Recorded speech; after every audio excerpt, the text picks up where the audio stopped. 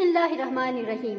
Dear students, Assalamu alaikum and good morning. Welcome to Forward Public School e-learning classes. Class 8, Subject English, Unit 8, Hope is the Thing with Feathers, Part 2, and I am your English teacher Naheed Abdullah. Dear students, we did our reading, words meanings and explanation in part 1 of Unit 8. Now we will do our book exercises in the second part of Unit 8. Dear students, now open up page number 78, Comprehension, in which part A you will study from your notes. Part B, choose the correct option. This is what we are going to do. Number 1, the poet's comparison of hope to a bird is made in the form of dash. Option A, personification. Option B, simile. Option C, alliteration. Option D, metaphor. So which one is the correct option? Option D, metaphor. Number 2, the poet uses the words gale and storm as metaphor. What do these words represent? Option A, times of bad weather. Option B, hard or painful times. Option C, pleasant times. Option D, times of success and growth. So which one option is correct? Option B, hard or painful times. Number 3, hope is helpful in the times of pain, sorrow and difficulty. Which of the following lines from the poem best support this statement? Option A, hope is the thing with feathers that perches in the soul. Option B, and sings the tune without the words and never stops at all. Option C, and sweetest in the gale is heard and sore must be the storm. Option D, yet never in extremity it asked a crumb of me. So which one is the correct option? Option C, and sweetest in the gale is heard and sore must be the storm. Dear students, now turn over to page number 79. Number 4, the poet says that and sings the tune without the words. Why the bird of hope sings in a tune that has no words? Option A, to emphasize that hope does not need to be put into words to be felt. Option B, to point out that it is very difficult for people to express whether they feel hopeful or not. Option C, to suggest that people are unable to understand the feeling of hope. Option D, to indicate that people who are always hopeful are also often forgetful. So which one is the correct option? Option A, to emphasize that hope does not need to be put into words to be felt. Number 5, read the following lines of the poem. And sore must be the storm that could abash the little bird that kept so many warm. What does the word abash mean in the above lines? Option A, to confuse. Option B, to support. Option C, to praise. Option D, to silence. So which one is the correct option? Option A, to confuse. Dear students, now open up page number 80. Here we have two major terms, connotation and denotation. Connotation के उर्दू में मतलब है मफहूम. What you must know in order to determine the reference of an expression. Denotation, dictionary or literal meaning. Connotation and denotation are two principal methods of describing the meanings of words. तो क्या है students? ये दो बड़े तरीके हैं या terms हैं जो अल्फाज के मानी को बयान करते हैं. Connotative meaning or connotation refers to the emotions or human reactions and feelings that come from a word. Connotation का ताल्लुक इंसानी एहसासात और इंसानी reactions के साथ होता है. Connotation meaning could be of positive and negative association. किसी भी चीज़ की अच्छाई या बुराई के साथ इसका ताल्लुक है. यानी कि कनोटेशन वो लफ्ज़ है जो हम इस्तेमाल करते हैं किसी की अच्छाई या बुराई के साथ, जो एहसास हमारे दिमाग में बैठता है या जो एहसास हमें महसूस होता है, चाहे वो पॉजिटिव हो चाहे वो नेगेटिव हो. Dear students, the second term that we are going to discuss is denotation. Let's see what it is. Denotation is the precise literal definition of a word that might be found in a dictionary. Precise एन मुताबिक, literal लफ्ज़ी, definition तारीफ। तो क्या है, denotation से मुराद dictionary में बताई गई मानी या तारीफ है, यानी जो तारीफ या मानी डिक्शनरी में बताई गई हो उसको हम क्या कहते हैं, denotation. Example, if you look up the word snake in a dictionary, its denotative meaning is any of numerous scaly, legless, sometimes venomous reptiles having a long tapering cylindrical body and found in most tropical and temperate regions। ठीक है, तो venomous का क्या मतलब है, जहरीला। Temperate का मतलब है मोतदिल मौसम, जहाँ ना ज़्यादा गर्मी हो ना ज़्यादा सर्दी हो। ट्रॉपिकल का मतलब है गर्म। सिलेंड्रिकल का मतलब है बेलन जैसा। टेपरिंग का मतलब है मखरूती। ठीक है, मिसाल के तौर पर अगर आप डिक्शनरी में साम के मानी देखें तो आपको एक टांगों के बगैर जहरीले रेप्टाइल के मानी मिलते हैं, जो कि मखरूती और बेलन जैसा होता है, और ये गर्म और मुतदिल मौसम के इलाकों में मिलता है। लेकिन the connotations for the word snake could include evil और डेंजर। ईवल बुराई, डेंजर खतरा। लेकिन इसकी कनोटेटिव मीनिंग क्या है, खतरा या बुराई। तो इन दो टर्म्स कनोटेशन एंड डिनोटेशन की समझ आपको बच्चों आ गई। कनोटेशन का मतलब है वो एहसास जो कि अच्छा भी हो सकता है, बुरा भी हो सकता है, जो किसी लफ्ज़ के साथ हमारे जहनों में आता है। ठीक है, फॉर एग्जांपल एक नीडल है, एक डिक्शनरी मीनिंग इसको देखें तो ये एक स्टील का पॉइंटेड इंस्ट्रूमेंट है, लेकिन अगर इसका कनोटेटिव मीनिंग देखें तो आपको इससे दर्द का एहसास होता है। तो ये कनोटेटिव मीनिंग, जो एहसास आपको जागता है वो दर्द का होता है, तो ये कनोटेटिव मीनिंग हो गया। डिक्शनरी मीनिंग क्या हो जाएगा, एक स्टील का इंस्ट्रूमेंट है जो कि पॉइंटेड है। ठीक है बच्चों, ये समझ में आ गया। Dear students, now open up page number 81। We will do our part C. Specify whether the following lines from the poems you have read earlier represent personification, simile, metaphor और इमेजरी। स्टूडेंट्स, अगर आपको याद हो तो part 1 में ये सारे poetic devices आप कर चुके हैं। यहाँ पर भी मैं कोशिश करूँगी कि इनकी डेफिनेशन को रिपीट करूँ। Number 1, I wandered lonely as a cloud. ये हमारे पास क्या है, सिमिली है। सिमिली का क्या मतलब है, indirect comparison in which we use the words as or like. Number 2, he stirred his velvet hat. What is this? This is imagery. Imagery मैंने आपको बताया था, it belongs to your 5 senses. जब आपको 5 हिस्सों में से किसी का एहसास हो, जैसे कि टच हो गया, स्मेल हो गया, साइट हो गया, टेस्ट हो गया, तो ये सारी हेयरिंग जो हो गई, ये सारी इमेजरी में आते हैं। वेलवेट क्या है, एक नरम सी चीज़ है, इससे नरम एहसास आपको आता है, टच की फीलिंग आती है, इसलिए ये इमेजरी हैं।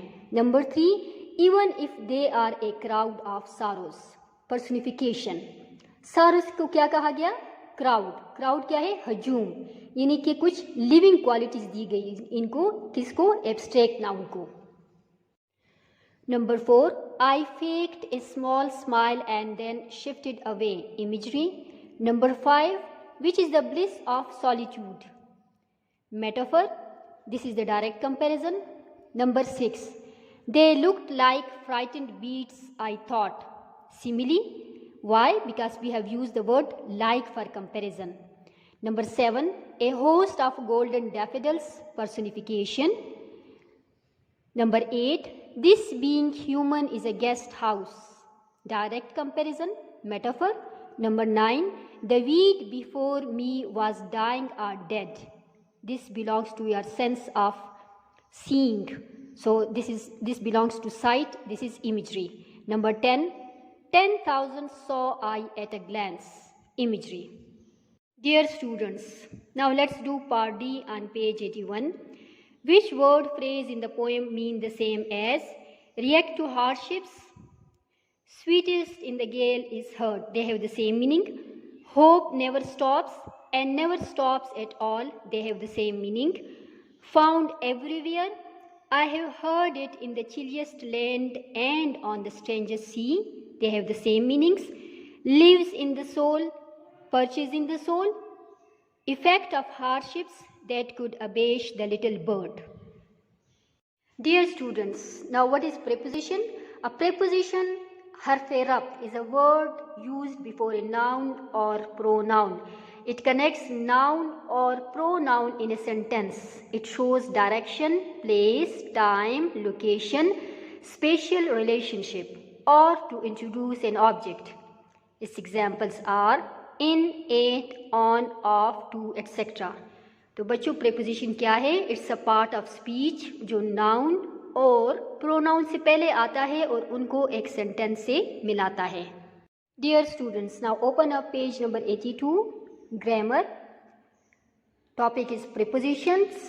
I already explained that to you in simplest form. Now we will do part A.